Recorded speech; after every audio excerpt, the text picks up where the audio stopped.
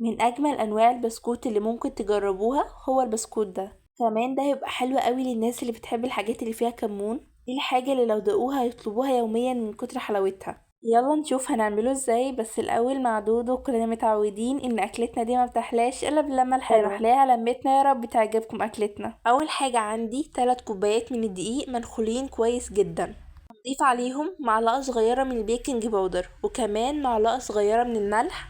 وبعد كده هنضيف عليهم معلقه كبيره من النشا. ما بنبالغش في كميه النشا علشان ما تبقاش ناشفه قوي في الاخر معانا. بعد كده معايا معلقه كبيره من الكمون، لو عايزه تزودي شويه عادي.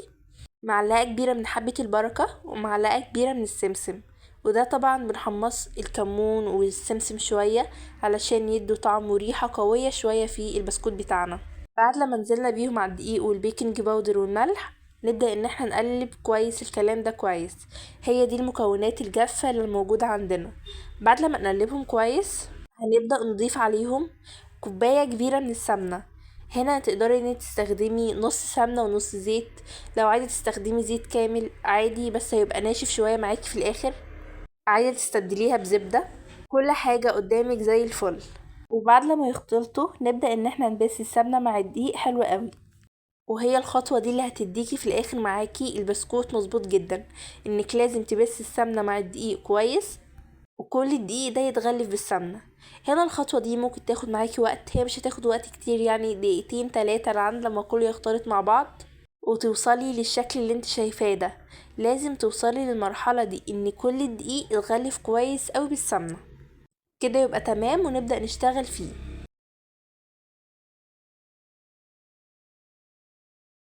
بعد كده هنعجن بحليب. هنا على فكرة لو مش عندك حليب تقدري تستخدمي مية، بس يفضل ان انت تحطي معاها علبة من الزبادي اللي هي الحجم الصغير. او لو موجود عندك اللي هو حليب تقدري ان انت تستخدميه. او لو لبن رايب او اي حاجة هتبقى مظبوطة جدا في الاخر، مفيش حاجة هتقولك لا. وبنعجن دي بقى. هنفضل نعجن في العجينة لحد لما العجينة بتاعتنا تلم. افرض عجنا وفي الاخر ان لقينا ان العجينة لسه ناشفة شوية، مش النتيجة اللي احنا محتاجينها، لا اما نضيف شوية من الحليب لا اما نضيف شوية من المية. وانا هوريكم هنا دلوقتي لاني حسيت ان العجينة لا لسه ناشفة، مش النتيجة اللي انا محتاجاها بالظبط. بدأت ان انا اضيف مية بالشكل اللي انتوا شايفينه ده. هنا لا حسيت ان هي ناشفة، فضفت حوالي ربع كوباية من المية وعجنت. لقيت ان هي بقت مظبوطة جدا، ما بقتش محتاجة اي حاجة. لازم توصلوا للقوام اللي انتوا شايفينه ده. شوفوا العجينة طرية في ايدي، مش طرية قوي مش بتلزق، هي طرية كده وملمسها حلو قوي. شوفوا هو ده القوام العجينة اللي انا محتاجاه بالظبط علشان تاخدوا في الاخر احلى نتيجة للبسكوت. خلاص وصلنا للمرحلة اللي احنا محتاجينها، نسيبها ترتاح 10 دقايق.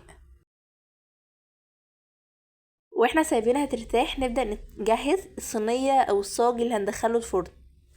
اول حاجة ندهنها كده دهنة بسيطة من الزيت علشان البسكوت بتاعنا ما يلزقش فيها. لازم نتأكد ان الزيت هنا توزع على الصينية كلها، او ممكن تحطوا في الصينية ورق زبدة لو حابين. بعد كده هنبدأ تشكيل فيها، هنجيب قطعة ونبدأ ان احنا نكورها بالشكل ده. طبعا مش شرط القطاعة اللي انا عاملاها، اي قطاعة موجودة عندك. حتى لو مش عندك اي قطاعات خالص للبسكوت تقدري ان انت تستخدمي كوباية، اي حاجة فيها شكل. لو انت عايزة تعملي اي شكل معين ممكن تستخدمي على فكرة المبشرة، هتدي شكل البسكوت ده هيبقى حلو قوي.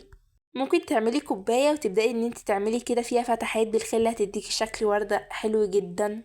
او بالسكينة او بايدك حتى كده تعملي الكورة دي وتبدأي ان انت تفرديها كده تبقى شكل البسكوت مدور. فكل حاجة تنفع، بس انا هنا بعملها بقطعة بسكوت كده بتبقى سهلة وسريعة وشكلها حلو في الاخر. وبيبقى فيها كذا شكل بس انا حبيت الشكلين دول وبدأت ان انا اقطع بيهم. هي الاول بنستخدمها عشان لو اي حد موجود عنده مش عارف يستخدمها ازاي. نبدأ ان احنا نكور الكور كلها بالشكل ده وبعد كده نبدأ ان احنا نضغط عليها ونحاول نعرف الضغطة اللي هنضغطها على اي واحدة علشان كلهم يكونوا حجم واحد. واهم حاجة برضو ان احنا الكور دي تكون حجم واحد علشان لما تيجي تستوي تاخد نفس السوا. وبنكمل الكمية كلها بنفس الشكل ده. وفي الوقت ده نكون شغالين الفرن على درجة حرارة 200. بنسيبها لحد لما بتستوي وبتاخد لون ونبدأ ان احنا نخرجها. دي كانت اول صينية معانا. هنا 3 كوبايات من الدقيق بيعملوا معاكي صينيتين كبار من البسكوت، بيبقى حلوين جدا.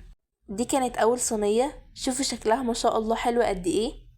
وزي ما قلت اي قطاعة بسكوت موجودة عندك بتستخدميها، مش شرط قطاعة معينة، حتى لو مش موجودة عندك اي حاجة من الحاجات دي تقدري ان انت تستخدمي السكينة، تقدري ان انت تستخدمي المبشرة زي ما قلت، بتديكي شكل حلو قوي على فكرة، اللي هو الجزء اللي بنقطع بيه البطاطس ده. تبدأي ان انت تعملي شكل معين، بس حاولي ان كله يكون نفس المقاس علشان يطلع معاكي في الاخر مظبوط.